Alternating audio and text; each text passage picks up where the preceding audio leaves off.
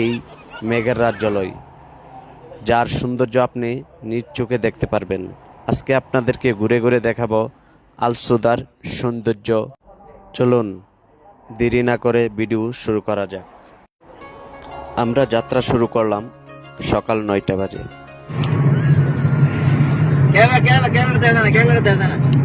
Kerala fan আইওয়া আমরা দেখা না আইওয়া সবাই মজবুত। হ্যাঁ, আমরা যেহেতু সকাল সকাল যাচ্ছিলাম, সেক্ষেত্রে গাড়ি ঘোড়া খুবই কম ছিল।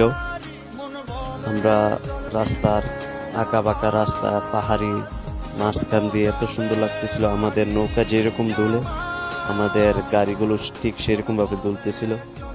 তো দেখেন, আমরা সবাই আনন্দ করতেছিল, অনেক মজা মাস্তি করতেছিল। সুমন, সে অনেক এক্সাইটেড, সে যাচ্ছে আমাদের সাথে। আলসুদা ড্রাইভার ভাই, উনি অনেক ভালো মানুষ, উনি আমাদেরকে টেক কেয়ার করেন অনেক, আমাদেরকে সুন্দর মতো উনি ড্রাইভিং করতেছে, এই জন্য ওনাকেও ধন্যবাদ।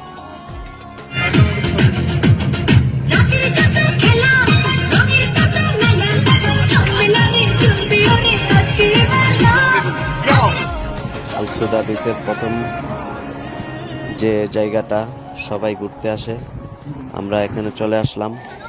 এখানে দেখেন অনেক মানুষ ছবি তুলতেছে দেখেন প্রচুর মেঘ, অনেক নিচ থেকে মেঘ কিভাবে উঠতেছে দেখেন, কিচ্ছু দেখা যাচ্ছে না। আমরা অনেক উপরে আছি।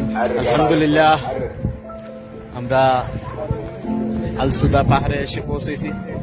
উচ্চ পাহাড়, কত ফুট আনুমানিক দেখেন। মেঘের সাথে আমরা মিশে গেছি মেঘের সাথে। দেখেন প্রচুর বাতাস এবং মেঘ প্রচন্ড, যা আপনি অনুভব করতে পারবেন না। এত দেখেন, এত কুয়াশা। দেখেন আমার পুষ্টি আছে,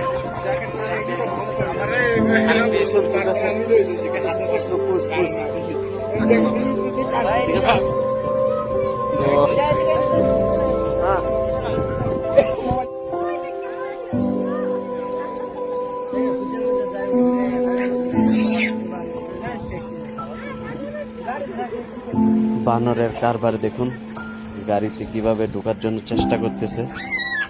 অবশ্যই গাড়ির গ্লাসগুলো বন্ধ রাখবেন এখানে যদি গাড়ি নিয়ে আসেন, তা না হলে আপনাদেরকে অনেক বিরক্তি করবে।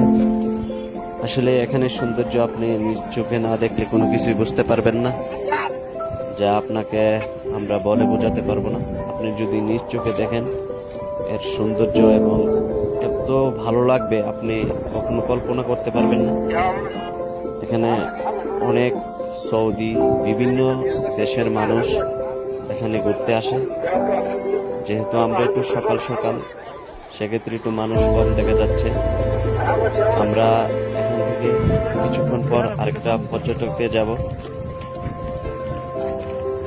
দেখেন পিছনে মেঘ, পিছনে মেঘ।